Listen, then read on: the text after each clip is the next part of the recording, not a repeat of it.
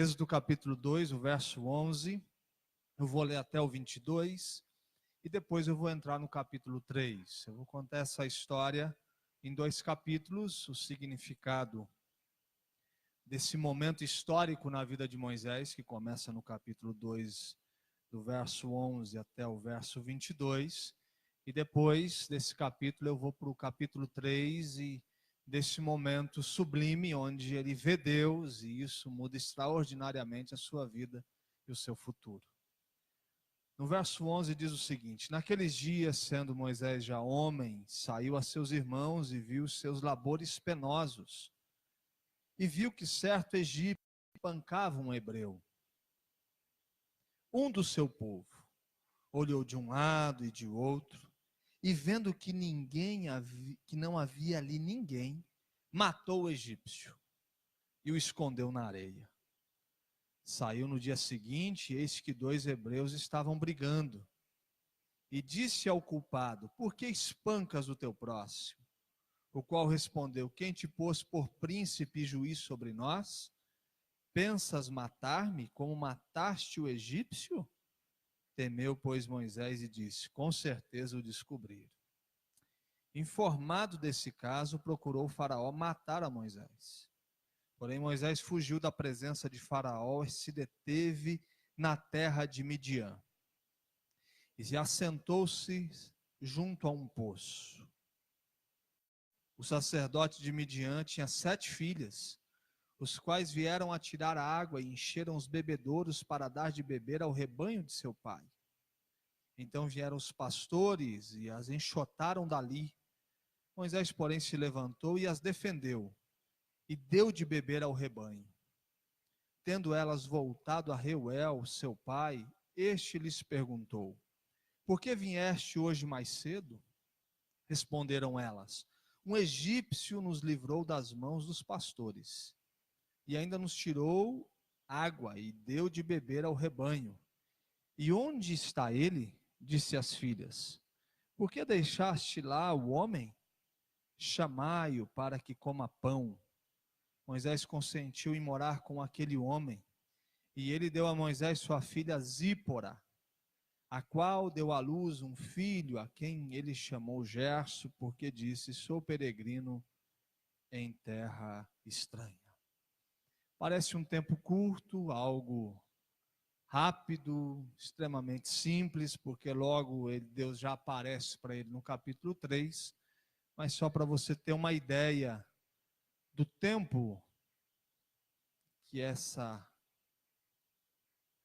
processo do Êxodo 2 acontece na vida de Moisés. Vai para Atos capítulo 7, só um verso, verso 30, que diz assim: decorridos 40 anos, apareceu-lhe no deserto do monte Sinai um anjo, por entre as chamas de uma sarça que ardia. Ok? Então, quantos anos a gente vai pensar nessa história agora desses 8 versos? 40 anos. São 8 versos que estão resumindo 40 anos da vida do nosso libertador chamado Moisés. É interessante que ele tem os seus primeiros 40 anos vivendo no palácio, sua educação é para se tornar um príncipe, a sua forma de enxergar a vida, de ver o mundo, a forma como ele pensava na vida, os seus valores eram todos construídos a partir das marcas do palácio, de um projeto de um príncipe, o príncipe do Egito, alguém que está caminhando para isso. E de uma maneira como se fosse um surto divino, aos 40 anos ele começa a ver aquele que desde criança está sofrendo nas mãos daqueles que o considera como um príncipe.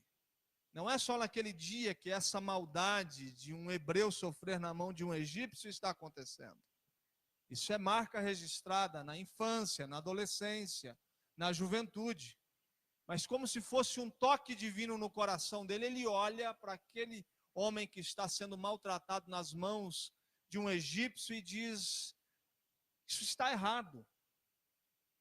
E ele não olha mais aquele hebreu como um estrangeiro que necessita daquele castigo, mas ele olha e de uma maneira inexplicável, ele percebe que aquele é o irmão dele.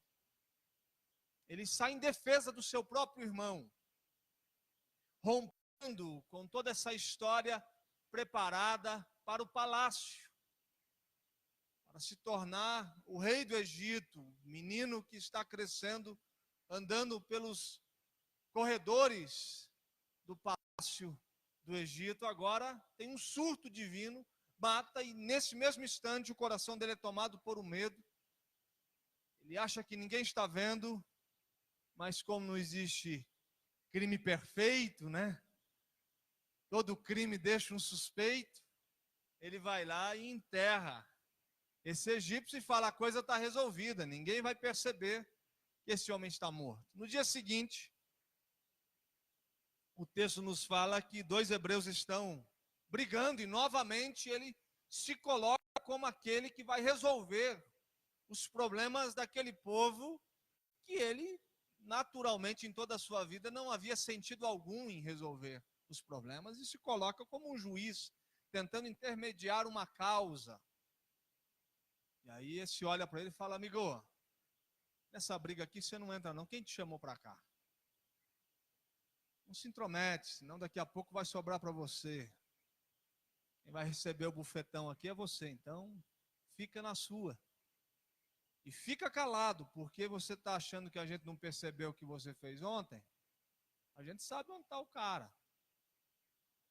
E não é só a gente não, já correu a notícia por aí que o assassino é você. Já sentiram falta, a mãe do garoto já está chorando, o pai, já todo mundo sentiu falta dele, e a gente sabe que o sangue dele está nas suas mãos. Então se prepara. Faraó fica sabendo disso, percebe o que isso pode desencadear, e diz: vou matar esse homem de 40 anos. E quando ele percebe que a sua vida corre risco, ele sai correndo pelo deserto de Midian. E o texto nos fala que ele senta sem muita perspectiva, esperança de futuro, assentado junto a um poço. Ele começa a refletir sobre a vida. E era um poço onde as mulheres constantemente iam àquele lugar para tirar água, e naquele dia elas estão indo fazer o seu dever diário.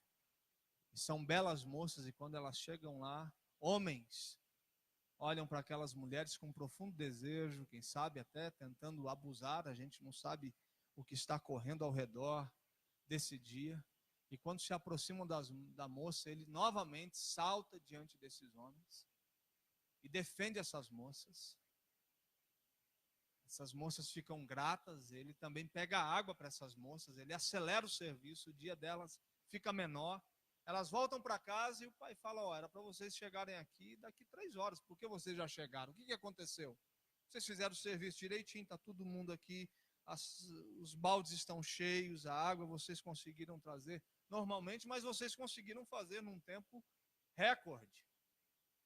Elas olham para o pai e falam: não, é porque a gente estava lá, um homem nos defendeu e ele nos ajudou com o trabalho. Fala: mas vocês deixaram esse homem para o meio do caminho? Vão, anda chamar cá.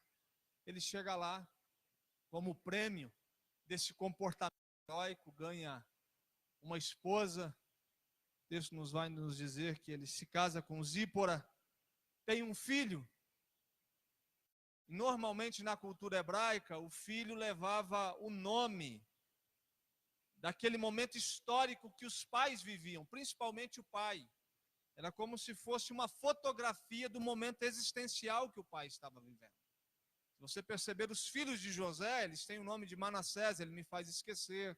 No outro, ele me faz prosperar em terra estranha. Então, os filhos simbolizavam o momento histórico, existencial e divino na vida de homens que temiam o Senhor e andavam com o Senhor. E nasce o garoto, e ele se chama Gerson. E esse menino é um símbolo da alma, do coração, está dizendo sobre si mesmo. Ele está falando: eu sou um peregrino em terra estranha. Agora, é interessante nessa história, é o Deus que está chamando um homem para fazer alguma coisa através dele. Mas antes disso, Deus está fazendo coisa nele. Porque tem hora que nosso entendimento sobre a caminhada com Deus pode se prender simplesmente numa caminhada onde Deus deseja fazer alguma coisa através da gente. E a gente acha que a gente está pronto para esses grandes desafios de Deus para as nossas vidas. E a gente não compreende um trabalhar divino em nós. E esses versos do capítulo 11 ao 22 é um jeito que Deus escolheu para fazer alguma coisa em Moisés e não através de Moisés. São 40 anos onde um homem cai no esquecimento e começa a dar água para os animais do seu sogro. Um trabalho extremamente simples, sem nenhum tipo de glória humana, de vaidade. As suas roupas são trocadas. Ele agora vai para um trabalho pastoral, caminhando agora num terreno batido, pegando alimentos para os bichos do seu sogro. E ele fica ali 40 anos nesse vai e vem. Ele sai do palácio e cai nesse ambiente difícil, hostil. E Deus olha para ele e fala: daqui 40 anos a gente volta a conversar. Daqui 40 anos eu vou aparecer para você. Mas existem alguns elementos que precisam ser construídos no seu coração que você não aprenderia no palácio. É necessário o deserto de Midian para te ensinar. É necessário esse ambiente para a compreensão. E aquilo que eu tenho para fazer através de você não está no campo da urgência. Você está querendo resolver as coisas do seu jeito. Você está querendo resolver a partir da peixeira das suas mãos, metendo no estômago de um egípcio. Mas eu sei que isso será feito por intermédio das suas mãos, mas de um outro jeito. O jeito que você será enviado para libertar, a conversa vai ser outra. E até nesse dia, eu vou construir você. Essa é a escola de Deus. Essa escola que antes de Deus começar a fazer alguma coisa através da gente, Ele começa a fazer alguma coisa na gente. E não tem um processo acelerado. Não tem uma relação doentia de Deus, de preservação das dores, dos problemas, na nossa alma, de questionamentos. Ele não tem pressa para falar com a gente. Ele começa a fazer alguma coisa através da gente depois que ele já fez tudo o que ele tinha que fazer na gente. E algumas coisas o texto não nos fala, mas estão muito claras, como o anonimato. Esse tempo de esquecimento, onde parece que Deus saiu de cena, onde a rotina ordinária, dia após dia, trabalhos repetitivos, muitas vezes sem sentido, fazem parte do dia a dia desse homem. Isso não é simples de compreender. Ainda mais no meio religioso, onde o discurso, a mensagem, a interpretação da relação com Deus, parece que a finalidade disso é que Deus jogue a gente para o alto e que a gente possa, a partir dos nossos dons e talentos, fazer com que Deus seja aplaudido porque a gente está fazendo alguma coisa extraordinária para o mundo. E aí o mundo olha para a gente com tremenda admiração e fica dizendo que Deus realmente é Deus, porque a gente faz as pessoas se admirarem com quem a gente é.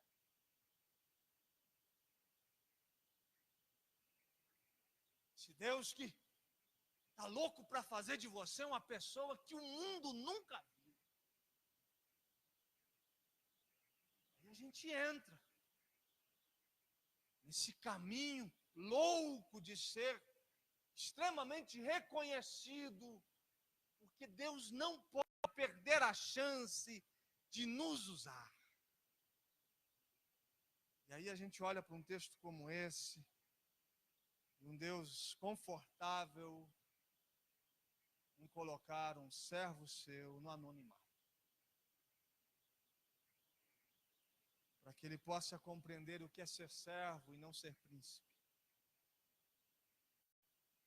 para que ele possa compreender que a partir desse momento da sua vida, ele não vai mais com uma peixeira na mão, colocando no estômago de um egípcio, mas ele vai dizendo: eu vim em nome do grande eu sou.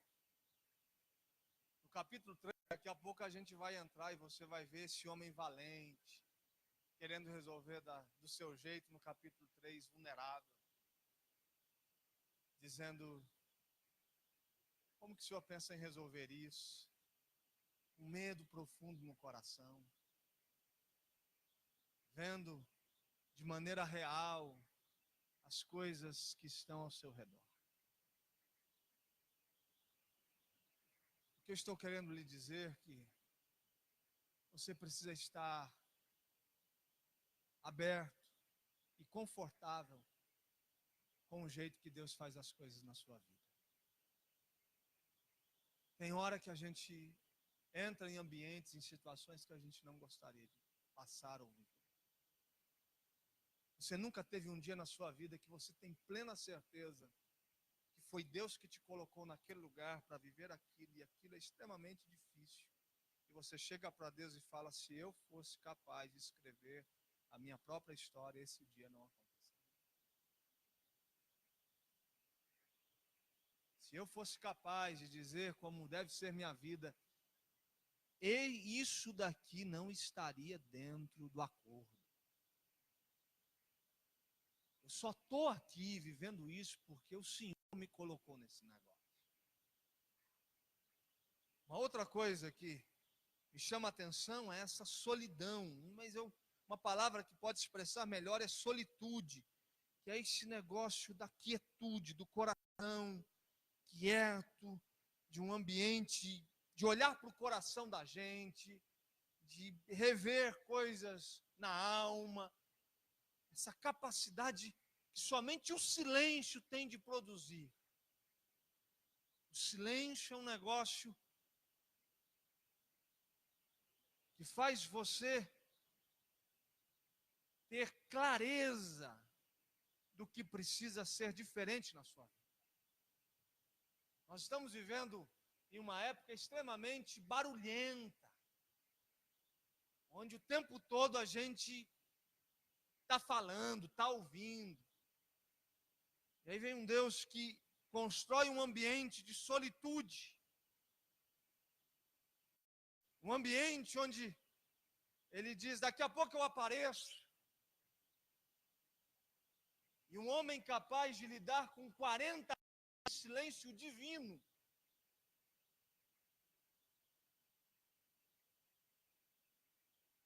O que me conforta é saber que muitas vezes eu pego a Bíblia, eu abro, e na certeza que aqui é a palavra de Deus para o meu coração, isso me faz respirar, mas isso não existia.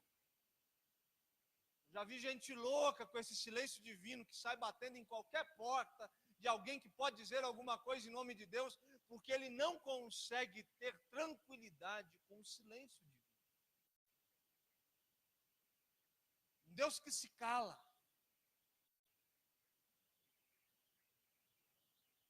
Um Deus que quando fala, fala com razão, fala com sentido, com significado, com direção. Para que ele fale conosco, primeiro, quem sabe, ele fica um processo silencioso, dizendo: deixa as coisas acalmarem. Você está com sangue muito quente, meu amigo, você está achando que é do seu jeito, você está matando egípcio num dia, no outro dia você já está se envolvendo num conflito. Vamos silenciar a vida. Calma, respira. Será que a gente não está sendo ou fazendo o que a gente deveria ser porque a gente não está agitado demais?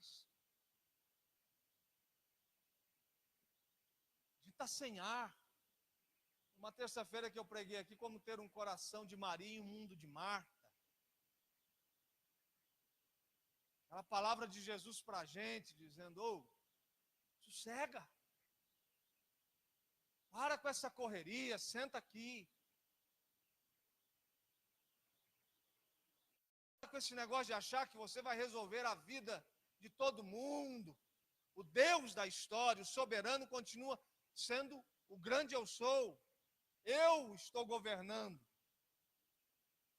Esse homem, esse faraó, está aí porque eu endureci o coração.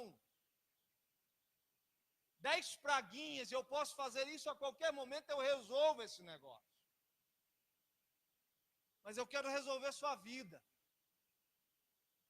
Eu quero resolver seu coração. Eu quero te ensinar algumas coisas divinas, que muitas vezes elas não serão faladas, você vai aprender a partir do ordinário, desse negócio de acordar cedo todos os dias, e dar lá, cuidar desses animais, e nesse processo que parece tão insignificante, sem sentido, aí está a escola. É em Midian que eu te formo. É em Midian que eu te preparo para aquele ambiente onde realmente você vai perceber que sem essa escola do aprendizado, da solidão, do esquecimento, do anonimato, da mudança de mente,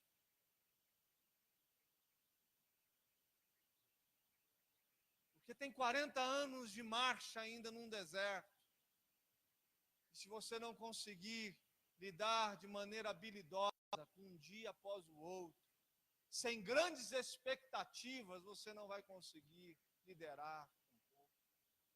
Você vai querer resolver essa jornada de 40 anos em um só dia. Porque só alguém que consegue fazer 40 anos a mesma coisa, depois consegue fazer uma jornada de 40 anos em direção de uma terra que nunca chega. Você precisa compreender o tempo, a marcha, o jeito, uma história de redenção que não está no campo da urgência, da emergência. Essa nossa incapacidade de entender a maneira como Deus lida com aquilo que Ele criou, com o fator tempo. Chega aqui hoje para um culto como esse, você está querendo que a coisa seja resolvida amanhã. Você não está com nem um pouco de disposição para domingo que vem fazer a mesma oração que você fez agora. Você já quer fazer uma outra, porque esse negócio já tem que ficar para trás, né? Esse problema você já quer que Deus assuma a responsabilidade e resolva. Agora Deus utiliza esses processos de maneira diferente. Ok? Então isso é Midian. Agora, depois de 40 anos, em um belo dia esse homem acorda e sai para fazer o ordinário. O seu dia a dia, e a gente entra no capítulo 3. Verso 23, ou melhor, capítulo 3, o primeiro verso. Apacentava Moisés o rebanho de Jetro, seu sogro, sacerdote de Midian. Tá bom? 40 anos. E levando o rebanho para o lado ocidental do deserto, chegou ao monte de Deus, a Horebe. Apareceu-lhe o anjo do Senhor, numa chama de fogo, no meio de uma sarça. Moisés olhou, e eis que a sarça ardia no fogo, e a sarça não se consumia. Então, disse consigo mesmo: irei para lá e verei essa grande maravilha, porque a sarça não se queima. Vendo o Senhor que ele se voltava para ver, Deus, do meio da sarça, o chamou e disse: Moisés, Moisés. Ele respondeu: eis-me aqui. Deus continuou: não te chegues para cá. Tira as sandálias dos pés, porque o lugar em que estás é terra santa. Disse mais: eu sou o Deus de teu pai, o Deus de Abraão, o Deus de Isaac, o Deus de Jacó. Moisés escondeu o rosto porque temeu olhar para Deus. Que coisa, não? Deus presente. Ele está ali fazendo as atividades, ele olha para a sarça queima. Ele faz mais um pouquinho, ele olha para trás, a sarça está queimando. Ele fala, mas que coisa, esse negócio não se consome. A sarça ardeira até que é normal, mas ela tem que parar um pouquinho, ela tem que parar de queimar. De repente ele vai em direção. No meio daquela sarça uma voz salta. E Deus está dizendo, é eu que estou aqui, meu amigo. Voltei. Vamos conversar. O que Êxodo 3 nos ensina, essa condição de fé da gente perceber Deus agindo em nossas vidas e falando conosco através da sua palavra no dia a dia. Esse Deus que surge no dia a dia, na nossa rotina. Essa sarça que se acende às vezes no quarto da nossa casa. E a gente olha e percebe o Deus agindo, Deus falando, Deus redirecionando as coisas, Deus colocando as coisas no lugar. Aquilo que a gente chama de epifania, essa manifestação do Senhor em meio ao dia a dia, essa percepção, quando os olhos se abrem e a gente fala, eu estou vendo Deus,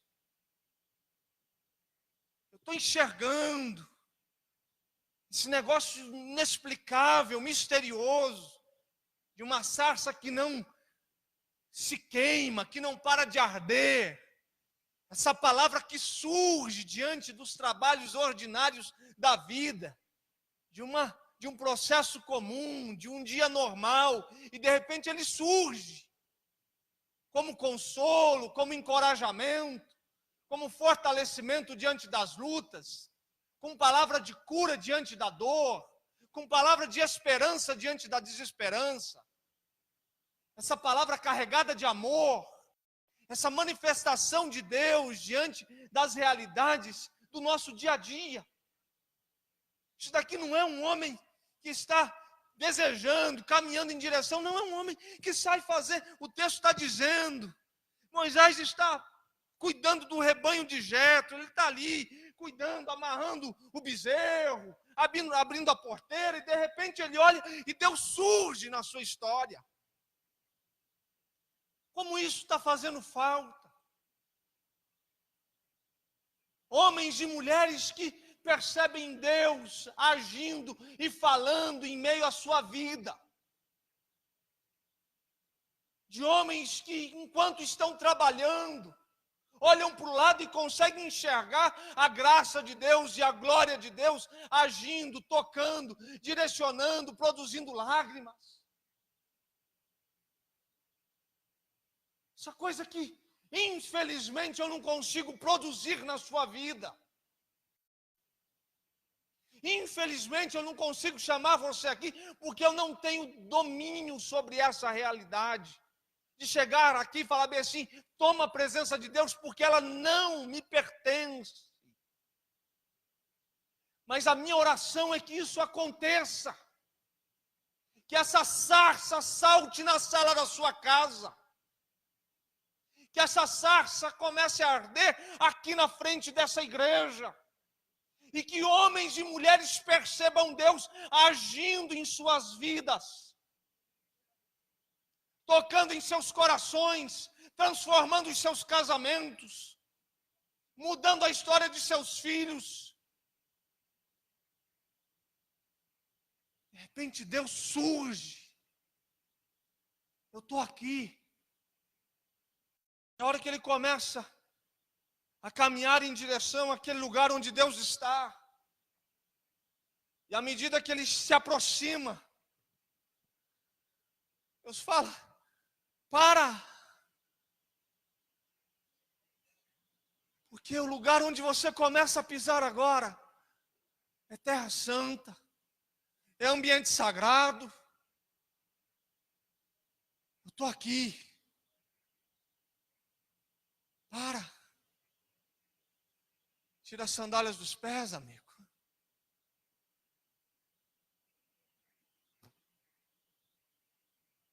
Porque os pés, dentro da cultura hebraica, simbolizava a sujeira da vida. Simbolizava a jornada de pecado.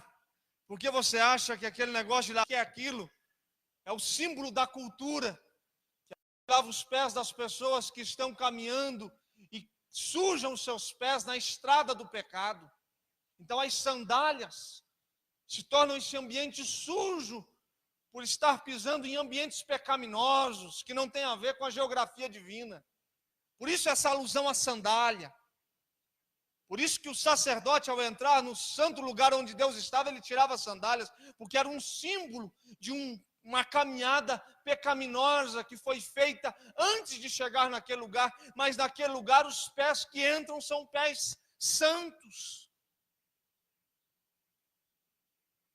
Por isso que Pedro diz, nos meus pés não, porque tocar nos pés é tocar nessa história pecaminosa, imunda, nessa marcha de homens e mulheres que estão pecando pela vida. Ele está dizendo não, nesse ambiente sujo as suas mãos não tocam, Senhor.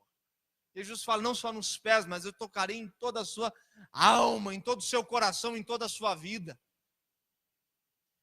E a hora que ele se aproxima, não vem não. Tira aí essas sandálias sujas pelo pecado, porque agora o ambiente que você pisa é um ambiente santo.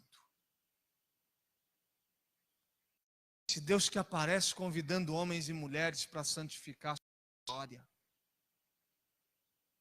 Homens e mulheres que tiram as sandálias do pecado e começam a dizer não para aquilo que eles estavam de maneira deliberada se entregando.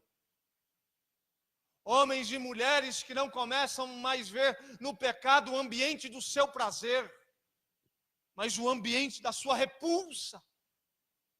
Porque a gente começou a entender o significado de pisar o ambiente santo onde Deus habita. Famílias que compreendem o significado de tirar as sandálias dos pés, porque Deus invadiu o seu lar. Esse ambiente é um ambiente onde pés santos caminham. Homens que lidam no seu trabalho com sandálias tiradas dos pés. Porque ele compreendeu que Deus habita ali, que a sarça de Deus está naquele lugar. Que a presença de Deus tomou conta de todas as esferas da sua vida. E ele começa a caminhar em ambientes santos. Ninguém que se aproxima de Deus se aproxima com sandálias sujas de andar pelas estradas do pecado. Você percebe Deus, mas à medida que você chega perto dele, ele diz, esse terreno agora. E ele entrava com os pés descalços. E nesse ambiente, esse homem não dizia mais nada, porque onde Deus está, ninguém diz nada, somente ele. Ele é o dono da palavra.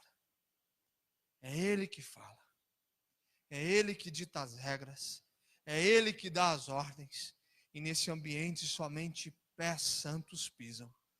E ouvidos se abrem e bocas se fecham. E só existe gente que concorda com Deus. A sarça é um convite a uma vida santa. Se você quer uma sarça ardendo no seu casamento, santifique essa relação. Se você quer uma sarça ardendo no seu namoro jovem, santifique essa relação. Se você quer uma sarça ardendo no coração dos seus filhos, santifique a sua paternidade, a sua maternidade. Se você que tem ministério, quer a sarça, a presença de Deus em meio ao seu ministério, santifique esse ministério. Tire as sandálias dos pés. Cuide daquilo que Deus te deu. E no ambiente onde Deus está, somente pés limpos pela sua ordem podem pisar. É um convite também à humilhação. Ele está o tempo todo perguntando: em nome de quem eu faço isso? Qual é o poder que eu tenho nas mãos? Como eu resolvo esse negócio de tirar Hebreu das mãos de Faraó? Como eu arranco esses homens? Ele fala bem assim: fica tranquilo, porque esse é um caminho de humilhação para você, de exaltação ao meu nome. Isso tem a ver com a minha glória. Isso tem a ver com o meu nome, Moisés. Isso tem a ver com quem eu sou. Então você vai fazer isso no meu nome. E quando perguntarem, em nome de quem eu chego lá?